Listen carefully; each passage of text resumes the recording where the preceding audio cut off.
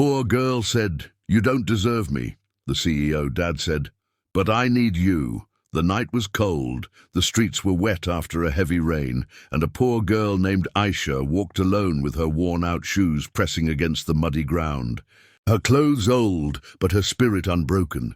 She had grown up in the shadows of poverty, yet carried herself with dignity.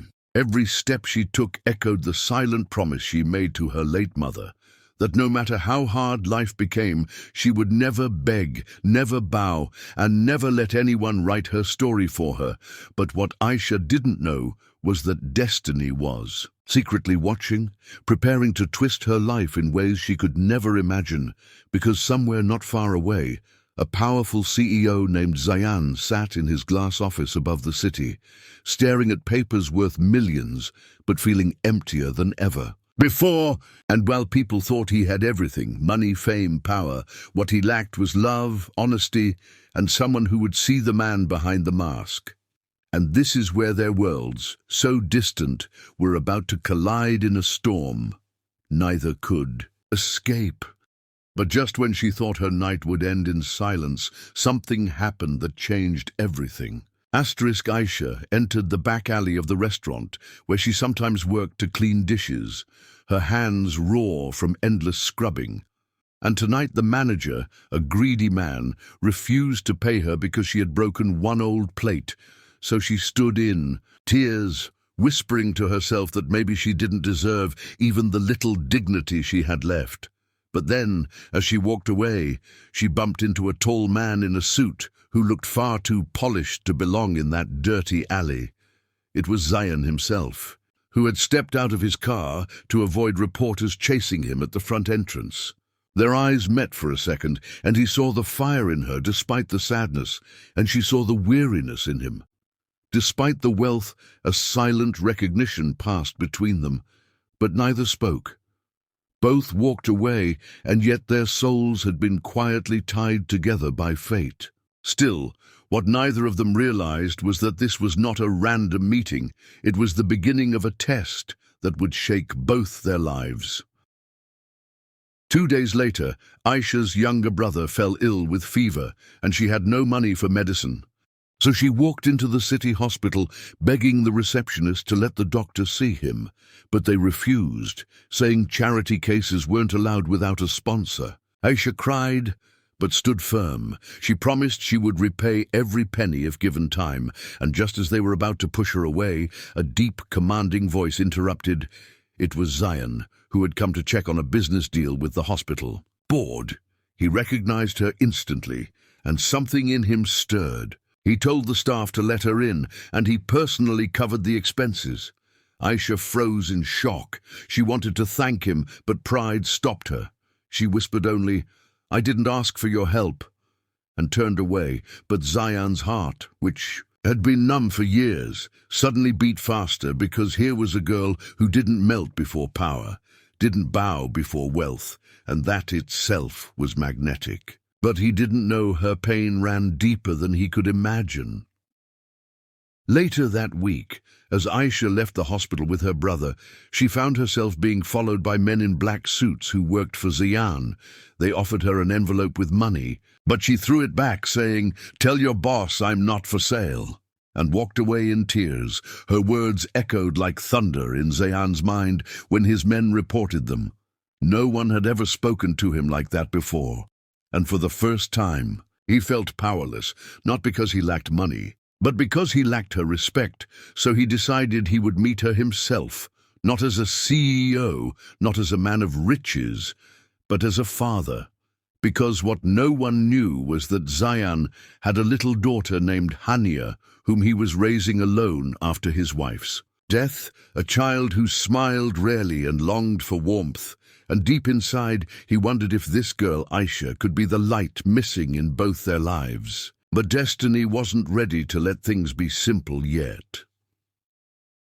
One evening, Zayan invited Aisha to his office under the pretext of offering her a job as a personal tutor for his daughter, knowing she needed work. And though she resisted at first, her brother's condition forced her to accept. So she stepped into the glass towers she had only seen from the street, nervous but firm. And when she entered Zayan's office, his daughter Hania ran toward her instantly, hugging her leg as if she had known her forever. Something about Aisha's aura touched the child, and Zayan watched with astonishment, realizing that his daughter had never been so drawn to anyone. Before, his heart whispered this was no accident, yet Aisha kept her distance, reminding herself she was only here for survival, not for dreams, not for love, and certainly not for fairy tales. But as days turned into weeks, something began to change. Hania laughed again, her grades improved, and her small world lit up every time Aisha walked in. And Zayan too found himself looking forward to every conversation, every accidental glance. But Aisha, carrying scars of poverty, repeated to herself every night, "Men like him don't love women like me." Still, her heart betrayed her, because in his eyes she didn't see a billionaire, she saw a lonely man craving honesty. And one night, as they worked late helping Hania with homework, their hands brushed against each other's, both pulled away quickly, but both felt the spark. It was undeniable. But just as the walls between them began to fall, Zayan's business rival discovered Aisha's background and leaked stories to the media, calling her a gold digger trapping the CEO. And the scandal exploded across the city. Cameras surrounded her house. Neighbors mocked her. And for the first time she felt shame, not because of poverty, but because her dignity was being destroyed in the name of lies. Zayan rushed to her door, trying to assure her he would protect her, but she looked at him with tearful eyes and whispered, "You don't deserve me." Those words pierced him like knives, because they weren't rejection. They were pain. The pain of a girl who believed she wasn't worthy of love. The pain of someone who thought she would always be too small for a man so big in the eyes of the world. And he grabbed her hand, saying, "But I need you more than you'll ever know." Yet she pulled away, trembling, telling him to leave before his empire crumbled because of her. And though he walked out that night, he promised himself he would return, stronger, ready to prove that his world meant nothing without her. But the night wasn't over yet, because as Aisha closed her door, she found an envelope under it with a threat letter. Someone wanted to destroy not just her reputation, but her very life. Asterisk. And that, dear viewers, is only the beginning, because in the next chapter, Aisha's decision will either break her forever or crown her with a destiny beyond imagination. So don't miss what happens next. Make sure you subscribe right now, because the storm that's coming will test love, loyalty, and courage like never before. Asterisk. The night after Aisha found the threat letter under her door, she could not sleep.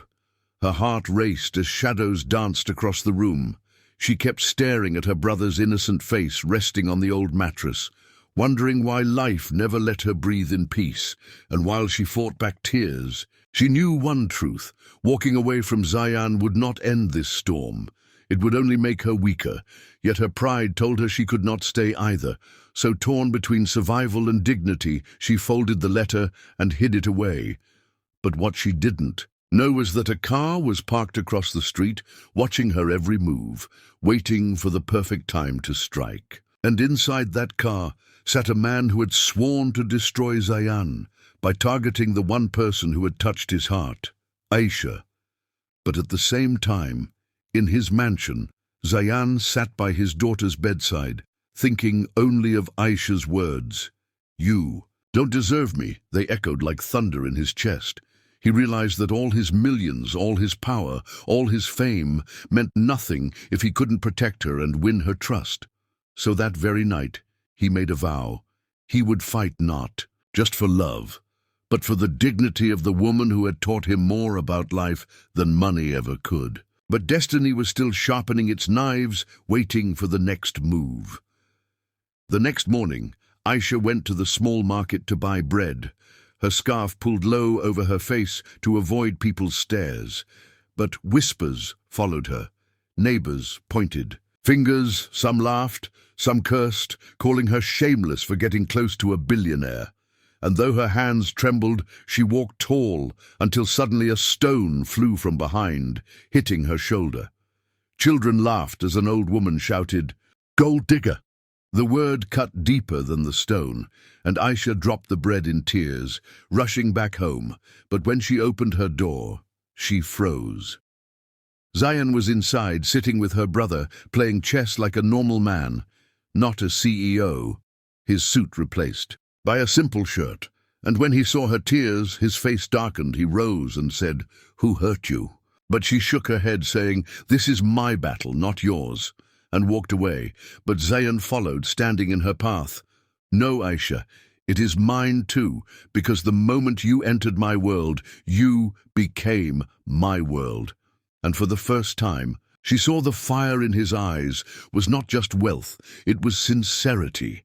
Yet before she could answer, her phone rang, an unknown number, a voice warning, "Stay away from Zayan or your brother will pay the price." Her blood froze. The phone dropped from her hand, and Zayan picked it up, listening, but the caller had already cut the line. Zayan's mind raced. He called his security, ordering them to guard Aisha's house, but she pushed his hand away, crying, "This is exactly why I said you don't deserve me. Your world is dangerous. Your enemies will destroy me, my brother, everything I have."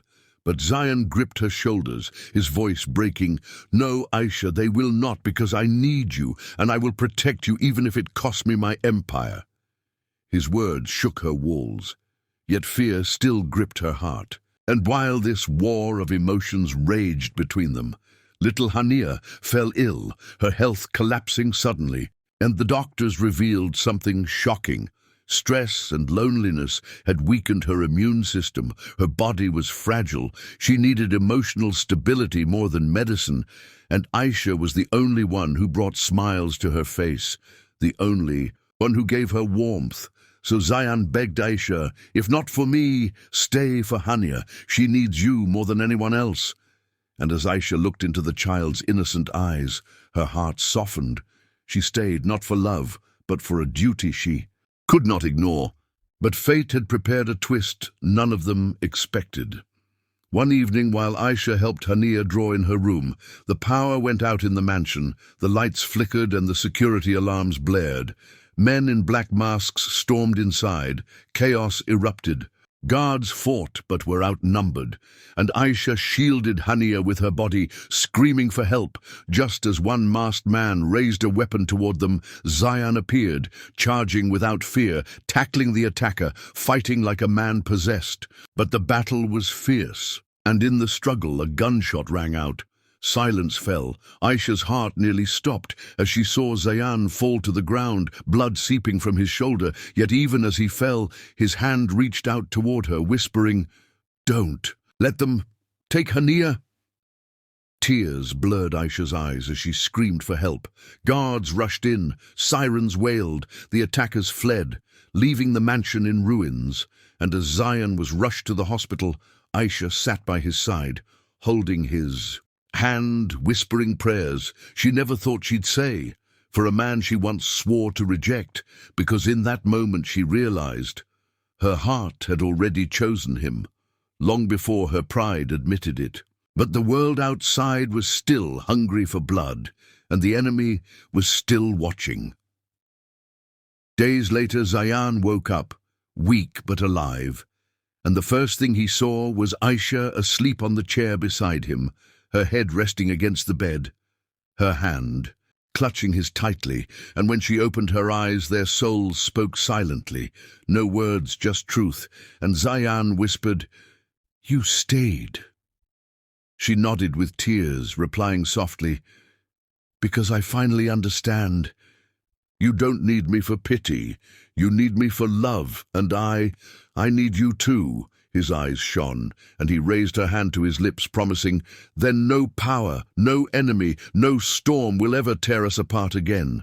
And when they returned home, little Hania ran into Aisha's arms, shouting, "Mama!" shocking everyone, but to Zayan it was the sweetest truth.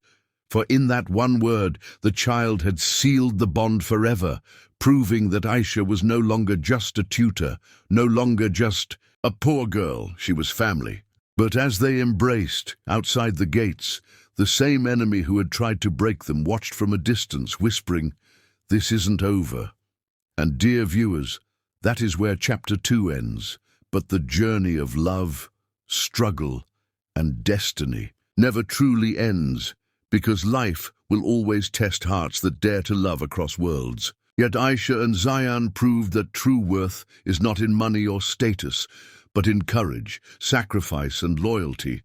So if you believe love can conquer all, if you want to see more powerful stories like this, don't forget to subscribe right now and join this journey with us, because the next tale might just be even more shocking than this one.